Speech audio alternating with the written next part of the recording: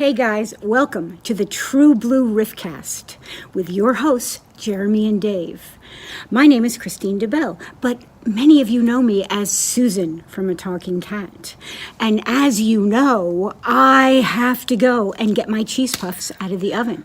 So have a great time with Jeremy and Dave. See you soon. Thanks, Christine. This is the True Blue Riffcast, the number one RiffTrax podcast in the world.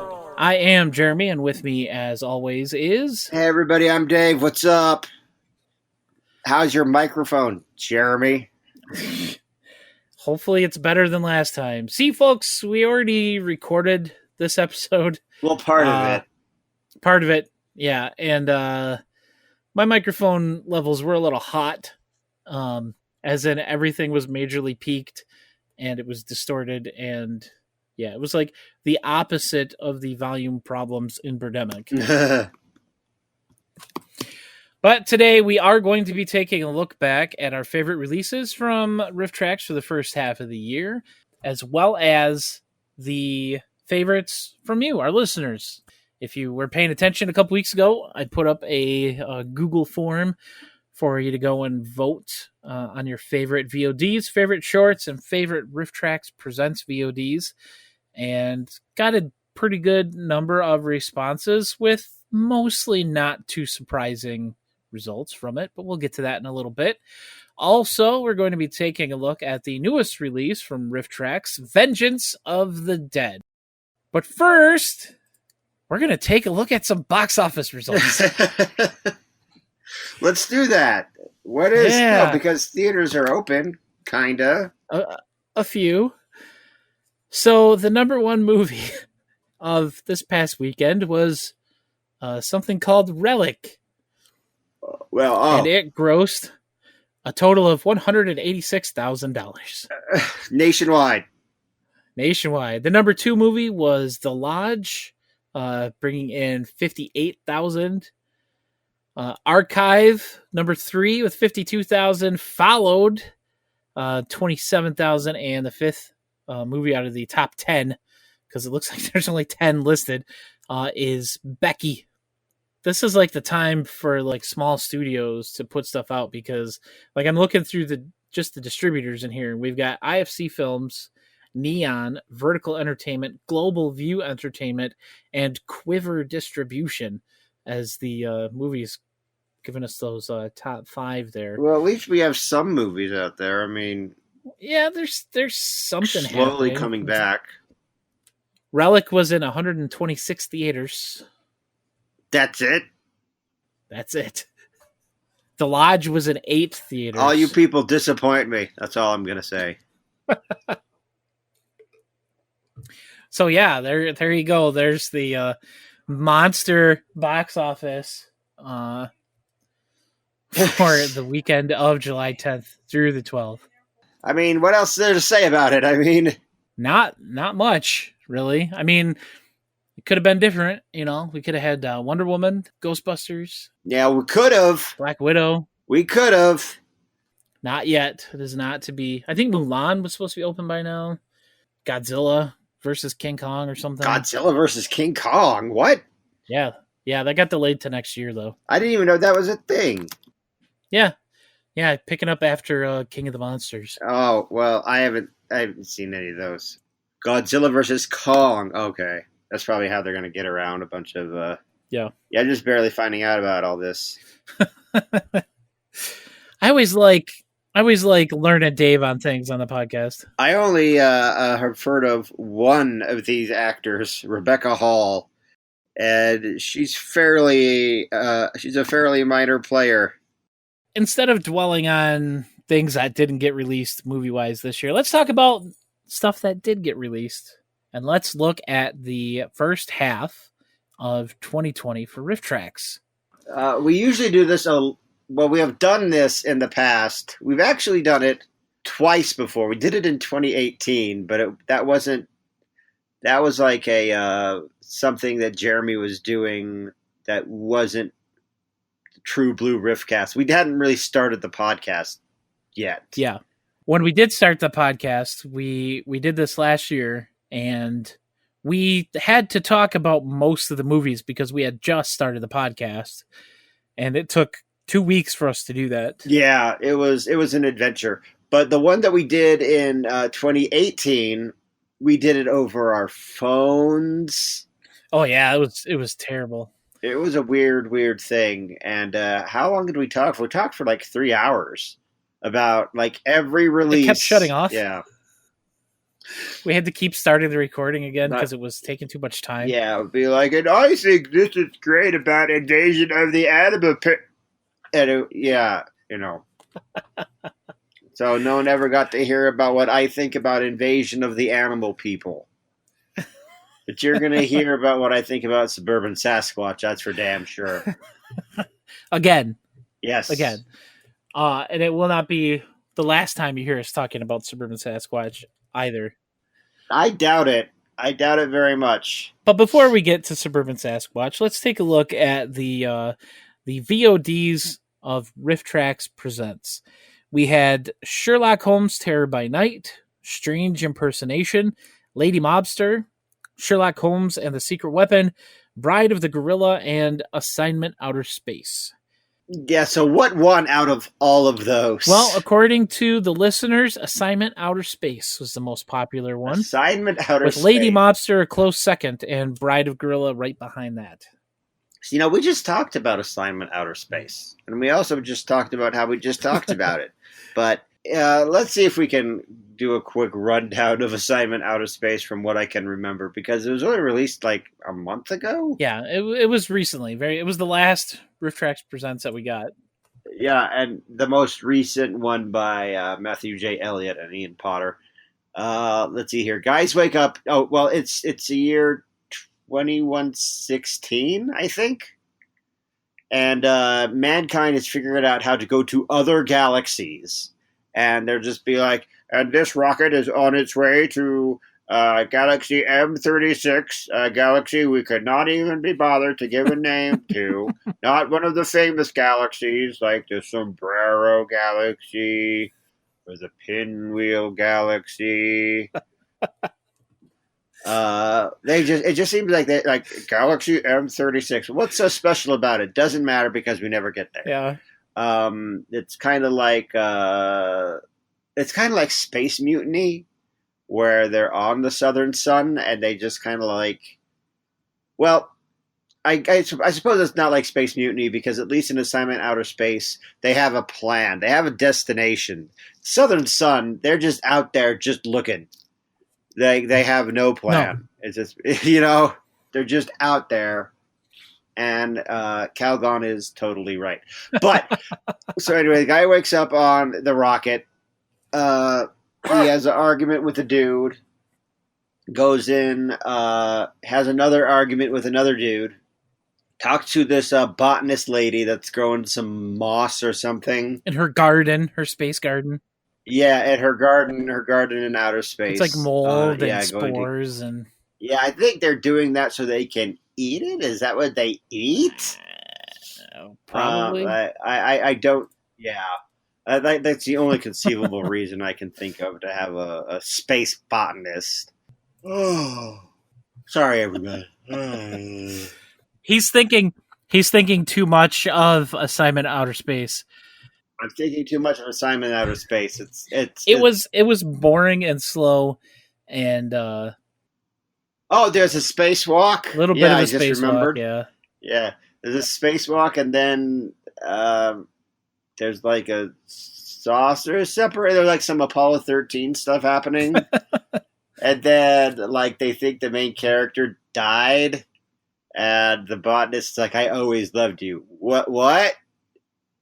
And then, I think he's revealed to be alive by the end, but I don't. Yeah, he was alive at the end.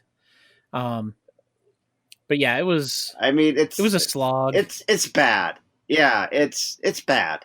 It's the movie itself, but Matthew and Ian really do a great job of, like, you could tell that they're bored, but also you could just tell. But just from their reactions, just get it for like Matthew and Ian's genuine reactions to everything that's that's happening. It's quite Yes. a treat. I really did enjoy that. It was part of extremely well done, and in fact, which is the whole point of RiffTrax.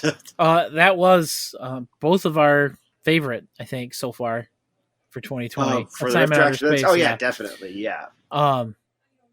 Lady Mobster was good. Oh, and all of its power 80s, power suit, power 80s, power charm. Yes.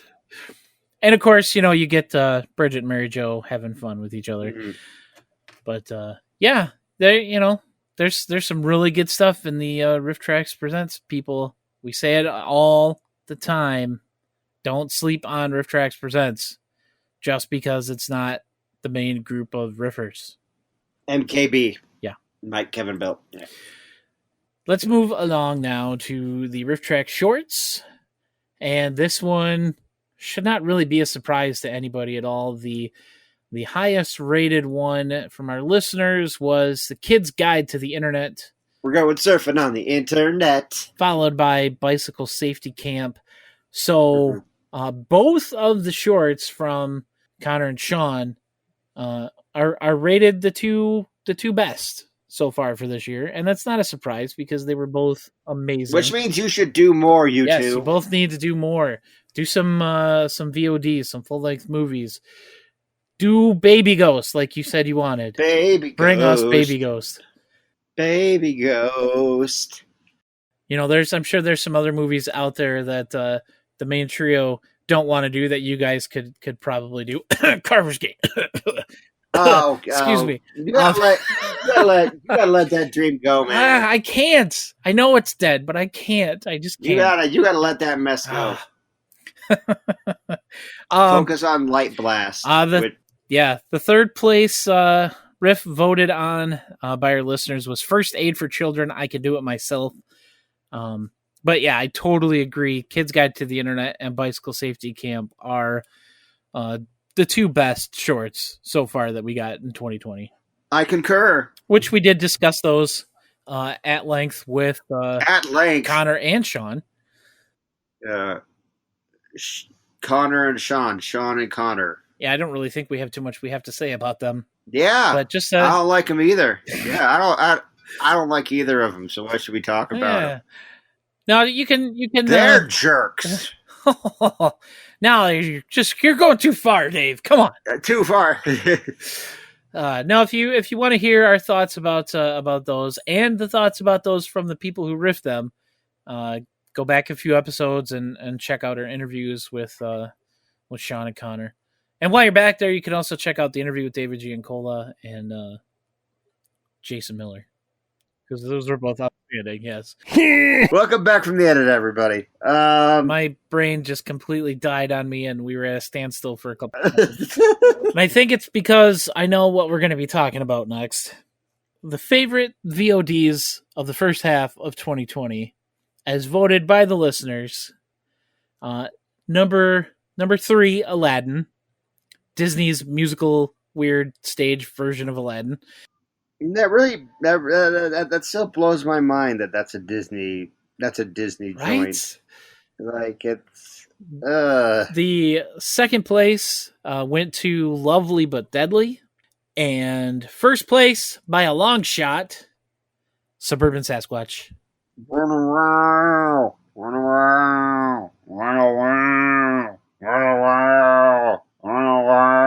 That's in case you have missed the past 10 episodes of True Blue Riffcast.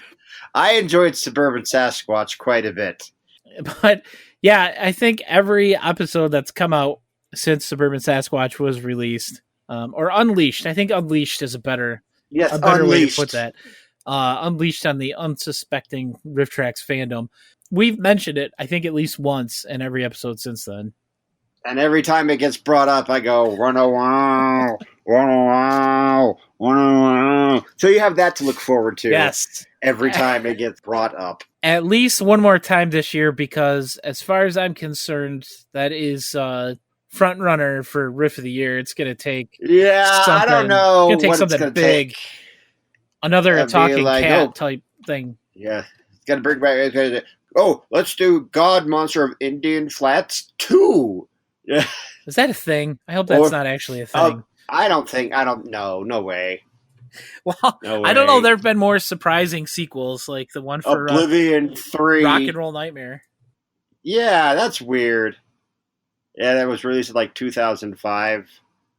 Like, how's it going to be? They were all. How are you going to make how are you going to make a sequel to that? To Rock and Roll Nightmare? Yeah, I don't disagree with this top three at all. I'm surprised really Velvet Smooth wasn't up a little bit higher. Velvet Smooth was there was one vote separating Aladdin and Velvet Smooth for third place, because Velvet Smooth is really good. It got beat out by fake Chinese Aladdin. Now I know you're going to come in and you're going to be like, "Oh well, you know, in the original 1001 Nights, it was really, but historically, it was about China." Like, don't care. Close enough, Dave. Close enough. Yeah, it's going to take something major to beat out Suburban Sasquatch. And unfortunately, I did mention this last time, but I did not have a category on here for favorite MP3 release because we've only had one so far this year, and that was The Rise of Skywalker. I know we have two more coming. We've got Gymkata and Mortal Kombat. Mortal Kombat. I'm looking forward to that quite a bit. I am too. I'm really looking forward to both of those, honestly. Gymkata is very strange. There's a whole scene where he fights off a group of guys using a pommel horse routine.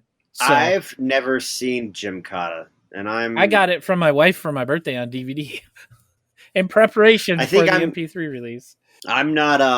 Here's the thing. I know they. It was referenced on Mystery Science, and it's referenced frequently in RiffTrax.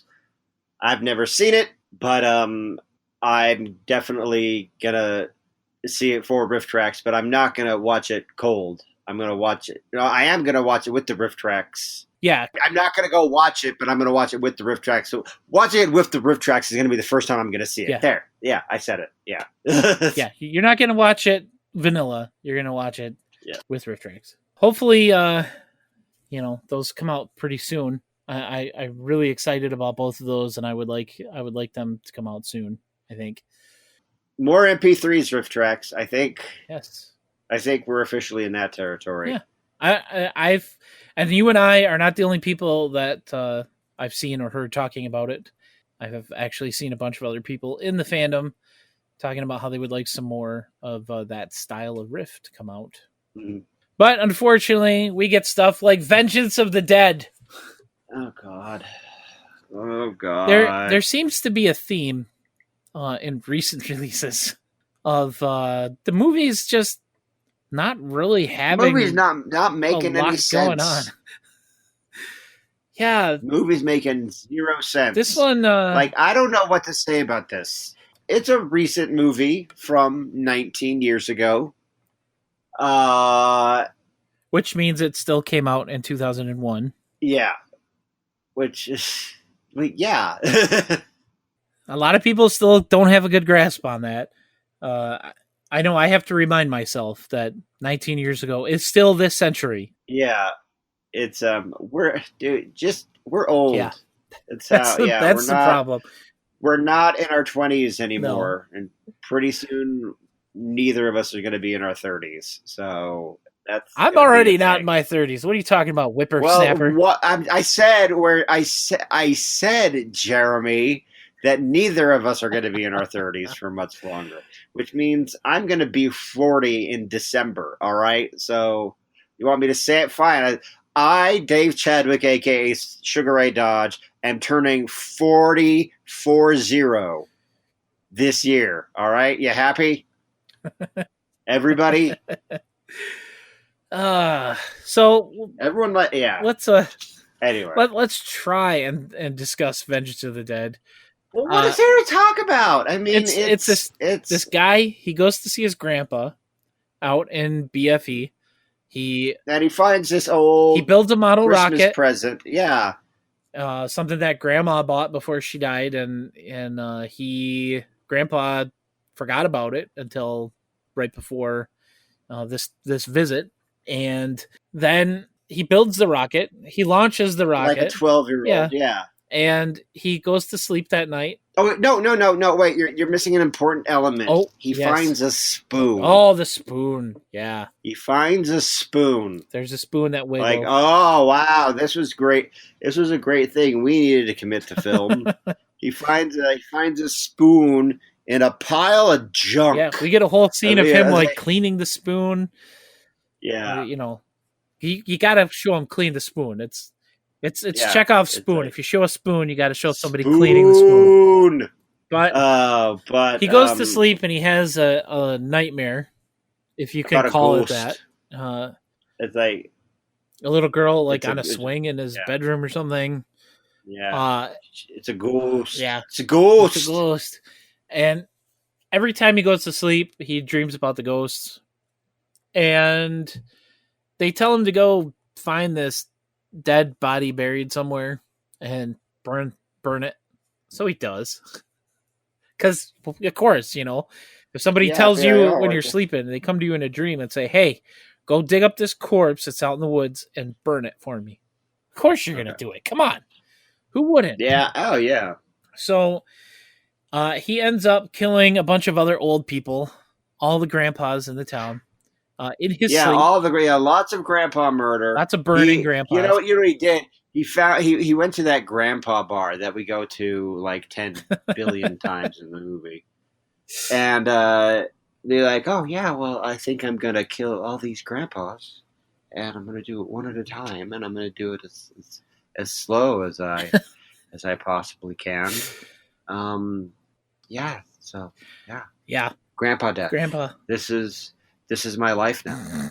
This is our existence. Yeah. So he goes through and he kills all these grandpas. There is actually a disclaimer on the RiffTrax page for this, and I'm going to second this disclaimer. The movie contains one legitimately disturbing scene of Grandpa oogling his teenage granddaughter. It is very uncomfortable to see that scene in the movie. What was the point of this? This movie, we basically just like, okay, that's the movie, everybody. It's vengeance for the spirits. The people, they came in, they grabbed the mom and they beat her with a belt. The daughter was hiding in like a trunk, and they poured gasoline all over and they burnt the place down. Yeah. The last one that he had to kill was his own actual grandpa. Uh-huh. And he made him look like a scarecrow, and he burnt him hanging up like a scarecrow. And then he goes in the house, lays down on the bed, covers up with the blanket, and very casually burns himself to death. Yeah. And then he walks off with the spirit. The end. Here's the thing about Vengeance for the Dead is that it's the horror aspects of it make it more remarkable than Flight 285. But that's it. But not by much. Yeah. And that's and Flight 280, I will give it this, Flight 285 does have a plane hijacking in it. I mean, you wouldn't know, but the cover tells you. No, but just like the genre aspects of it make it, more compelling than anything that happens in Flight 285, Yeah. I think. Yeah. We had this discussion last week, a discussion you guys are never going to hear. Just this movie, it's so unremarkable that there's like nothing really to grasp onto. It's just not a great movie, even by RiffTrax standards. You would not watch that. You would not sit down and watch this movie for any kind of entertainment purposes other than RiffTrax. Right. Much like Hijacked Flight 285 and much like Sunset Strip. You would watch this movie and you would stick around for maybe 10 minutes and then you would nope out. Yep. Thankfully, of course, this isn't just watching the movie. This is watching the movie with RiffTrax. And that gives us alone a ton of entertainment value. Yeah, but I think there's a riff here that you especially like. Yes, like you sent me a message about 30 minutes ago. There's a riff that really caught my attention. And that is, let's see. Hey guys, I wonder if this is the same school bus Eric Estrada drove in Light Blast. I'm sure everyone is wondering that. Yeah. Now, a little history, guys. Even though the ideas.rifftrax.com website is going to say that it was shared by Jeremy, and it was shared by Jeremy, this movie was actually discovered by me. And I found it, and I started watching it, and I sent a message to Jeremy back in 2017. Back in the olden days back when Jeremy was like my age, here in my youthful 30s. I was like, you have to see this movie, and I sent it to him, and it stars Eric Estrada, and we were just completely dumbfounded that this movie exists. I think we've mentioned it by name maybe once or twice on the podcast, and that's because of the director. It was directed by the same guy who brought us a couple other RiffTrax releases, like 1990 The Bronx Warriors and The Last Shark. Mm-hmm. Really? Yeah. I didn't know that. Or if I knew it, I totally forgot it. Which I don't blame you. I don't blame you for Yeah. dumping that. We watched this movie, and we both had pretty much the same reaction to parts of it. But just like jaw drop. Like, okay, first of all, well, you know what? Maybe we shouldn't talk about Light Blast too much, because if they're referencing it if Bill Corbett is referencing it in Vengeance of the Dead, it means that somebody there has finally seen it, even though we've kind of been bugging them for 3 years to watch this movie. Yeah. So it's possible we might get it soon. I mean, this is just us speculating. We have no insider knowledge. No, we're putting our own personal hopes and desires into this. Yeah. So Light Blast, fingers crossed. You can probably find it on YouTube still. Oh, I'm sure it's up there somewhere. If not, watch the trailer, check it out, and then go to ideas.rifftrax.com and vote for it. I'd vote for it. Yeah. You know what? I'm actually going to put that link in the description of this podcast, so make sure you look for that. Oh, is that what we're doing now? Is we're advocating for riffs? That's cool. At least this one. Okay. And we'll see what happens. But yeah, Vengeance of the Dead, it's a good riff. It's a really solid, funny riff. There's a lot of great stuff in there.